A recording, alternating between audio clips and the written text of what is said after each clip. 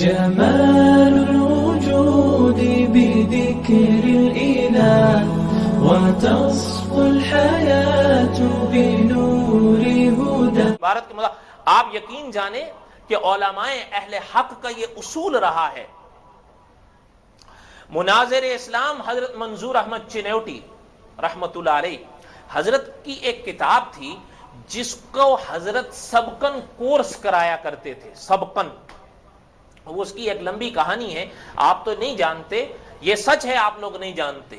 سید عطا اللہ شاہ بخاری رحمت اللہ علیہ، حضرت نے اپنی حیات میں ایک اعلان کیا تھا پورے ملک میں کہ ہمارے پاس لوگ آئیں، ہم ان کو رد مرزائیت عقیدہ ختم نبوت پر سبق پڑھائیں گے. پورے ملک میں اعلانات ہوئے، مدرسے کی جگہ رکھی گئی، نظم رکھا گیا. حضرت نے فرمایا ہم اتنے مہینے کورس کرائیں گے، کھانا دیں گے، پینا دیں گے، لباس دیں گے، جو ان کی ضروریات ہم مہیا کر سکیں گے کریں گے، اور 1000 روپیہ یا جو بھی حضرت نے قیمت رکھی کہ مہینے کا عوض بھی ان کو دیں گے. لیکن آؤ یہ مسئلہ سمجھو، آپ تاریخ اٹھا کر دیکھیں پورے ملک سے کتنے لوگ گئے؟ کم و بیش 4 سے 5، چھٹے کا نام نہیں ملتا. لیکن علماء نے پڑھایا، اور حسن اتفاق وہ جو 4 سے 5 گئے ان میں ایک مولانا منظور احمد چنیوٹی تھے. وہ باقی جو 3 تھے وہ دنیا کے پردے پر نظر نہ آئے، لیکن حضرت چنیوٹی پوری دنیا پہ چھا گئے. چھا گئے یا نہیں چھا گئے؟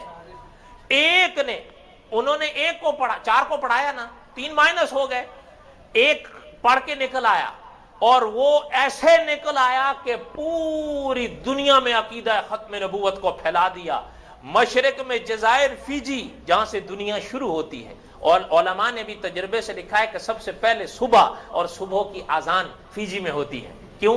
سب سے پہلے صبح فیجی میں ہوتی ہے، وہاں سے ادھر ادھر ہر، اور آخر میں جب دنیا کا کنارہ ختم ہوتا ہے، کیپ ٹاؤن تو لوگ جاتے ہیں دنیا کی نوک دیکھنے، اس کے بعد زمین ختم ہے. لیکن حضرت وہاں کھڑے ہو کر حضرت طارق بن زیاد رحمت اللہ علیہ کی اتباع میں یا پرانے اکابرین کی اتباع میں حضرت نے ایک جملہ کہا تھا کہ یا اللہ جہاں تک تیری زمین ملی ہے عقیدہ ختم نبوت کو پہنچا دیا ہے. وہ ایک بنا، ایک، اور ساری دنیا پہ چھایا یا نہیں چھایا؟ ایسا ہی ہے نا. اچھا، وہ اس کی ایک مدرسے کی ایک اپنا ایک بڑی قصہ ہے، اور بڑے ایک عجیب و غریب اس کی تفصیلات ہیں. اللہ نے کبھی موقع دیا پھر صحیح. اچھا، کہنے کا مقصد یہ تھا کہ حضرت کی ایک کتاب ہوتی تھی جو حضرت علماء کو کورس کرایا کرتے تھے. مدینہ میں، بنگلہ دیش میں، پاکستان میں، ہندوستان میں، دنیا کے بڑے بڑے ملکوں میں حضرت نے جا کر اس کا کورس کرایا علماء کو، طلباء کو. اچھا، وہ جو کاپی تھی، جب حضرت نے اس کا کورس دارالعلوم دیوبند میں کرایا، یہ بھی میں آپ کو تھوڑا سا اشارہ کر دوں کہ حضرت نے یہ جو کاپی تیار کی تھی یہ وہی اسی مدرسے کا صدقہ تھا. ہاں، یہ اسی مدرسے کا صدقہ تھا، اور حضرت نے اس کا ایک نچوڑ پیش کیا تھا. حضرت نے وہاں کورس کیا غالباً 6 ماہ. کتنا؟ 6 ماہ. جو چیز حضرت نے 6 ماہ وہاں پڑھی، حضرت نے اس کاپی میں خلاصہ کر دیا تھا اس کا 15 دن کے لیے. کتنے دن کے لیے؟ 15 دن کے لیے. اور دارالعلوم دیوبند میں حضرت نے جب وہ کورس کرایا تو دارالعلوم دیوبند نے حضرت کے اس کورس کو کتابی شکل دی، اور اس کا نام رکھا رد مرزائیت کے ذرعی اصول.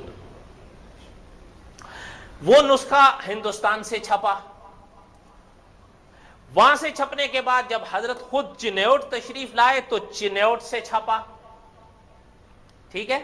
اچھا، چنیوٹ سے جب چھپا تو چنیوٹ کا جو کہتے ہیں نا اس رد مرزائیت کے ذریعے اصول کے جو صفحات تھے وہ بڑھ گئے، اس لیے کہ اس پر جب حضرت نے خود دیکھا. اور پھر علماء، اور مزے کی بات، شہید ختم نبوت مولانا یوسف لدھیانوی رحمۃ اللہ علیہ کی تقریض بھی آئی اس پر. شیخ الاسلام مفتی تقی عثمانی صاحب کی بھی تقریض آئی اس میں. اور استاذ العلماء علامہ خالد محمود صاحب نے اس کتاب میں مقدمہ لکھا جو تقریباً 100 صفحات پر پھیل گیا. تو ضخامت کیوں نہ بڑھے؟ وہ نسخہ بنا جا کر تقریباً 500 صفحے کا، جبکہ دیوبند سے جو چھپا وہ کم و بیش اس سمے 200 صفحات کے لگ بھگ تھا. اچھا، کہنے کا مقصد کیا تھا؟ یہ چھپا. بعد میں حضرت نے ضرورت محسوس کی کہ یہ چیز تو چھپ گئی ہے لیکن اس میں ابھی کچھ اور کام کرنا ہے. ٹھیک ہے, وہ اصل جو مسودہ تھا نا حضرت کے پاس, حضرت نے وہ مسودہ پیش کیا مولانا شاہ عالم صاحب کے کو. مولانا شاہ عالم صاحب نے یہ قصہ مجھے خود بھی سنایا تھا, اور حضرت نے جو کتاب پھر چھاپی دوبارہ رد مرزائیت کے ذریعے اصول, اس کی شروع میں بھی حضرت نے کچھ باتیں لکھ دی ہیں, اگرچہ ہر بات تو نہیں لکھی جاتی, تو حضرت نے جو سنایا وہ تفصیلاً بھی تھا, لیکن یہ چیز تو آپ کو اس میں بھی ملے گی کہ حضرت کے مسودے پر مولانا شاہ عالم صاحب نے جب کام کیا وہ بڑا عظیم کام تھا, اور وہ جب کام پورا ہونے چلا تو حضرت چنوٹی صاحب کا حادثہ انتقال ہو گیا. اب جب دارالعلوم میں یہ بات زیر بحث آئی کہ کچھ چیزیں بدلنے کی ضرورت پڑ رہی ہے, جبکہ حضرت چنوٹی صاحب نے مولانا شاہ عالم صاحب کو اختیار دیا تھا کہ جو چیز چاہیں آپ تبدیل کر دیں, میں آپ کو اختیار دیتا ہوں, لیکن یہ چیز زبانی غالباً رہی. تحریر کی شکل میں یہ آئی کہ نہیں آئی یہ میرے علم میں نہیں ہے. اب جب یہ قصہ بنا تو دارالعلوم دیوبند میں یہ چیز آئی, بھئی حضرت تو رہے نہیں, اب جہاں عبارت کی تبدیلی کی ضرورت ہے. میں آپ کو ایک مثال دیتا ہوں. اس کتاب کا جو پرانا نسخہ ہے, میں نے اس کے تینوں نسخے پڑھے ہیں, جو لاہور سے چھپا پہلے وہ بھی, پھر جو چنوٹ سے چھپا وہ بھی, اور پھر جو دیوبند سے چھپا آخری وہ بھی, جس پر حضرت چنوٹی صاحب کے حاشیوں کے ساتھ ساتھ مولانا شاہ عالم صاحب کا بھی حاشیہ ہے. حضرت نے, میں ایک صرف مثال دے کے بات اپنی آگے چلاتا ہوں, وہاں بات کیا زیر بحث آ رہی تھی کہ اس کتابوں میں کچھ جو لفظ استعمال ہوئے ہیں, کیا قادیانیوں کے لیے وہ لفظ جو کہ توں استعمال کیے جائیں یا نہ کیے جائیں. مثلا ایک جگہ اس کتاب میں ذکر ہے کہ مرزا غلام احمد قادیانی کی بیوی کو امانتاً چناب نگر میں, جسے پہلے کیا کہا جاتا تھا, ربوہ, دفن کیا گیا. اس طرح کی عبارت تھی پرانے نسخے میں.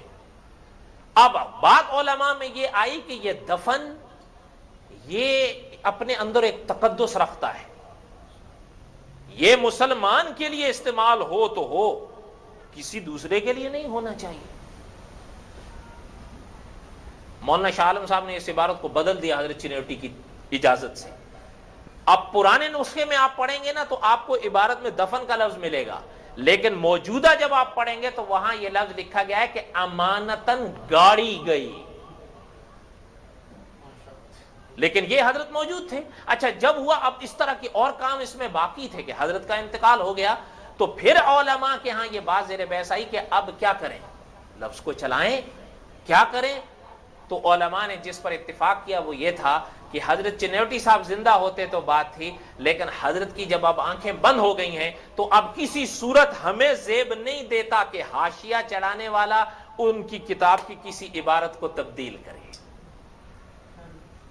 پھر چھوڑ دیا. ضرورت کے تحت دوسرا رسالہ حضرت نے لکھ دیا ہے, وہ آپ کے سامنے ہے, اصطلاحات پر جو ہے. لیکن کہنے کا مقصد یہ ہے کہ علماء نے پھر نہیں تبدیل کیا.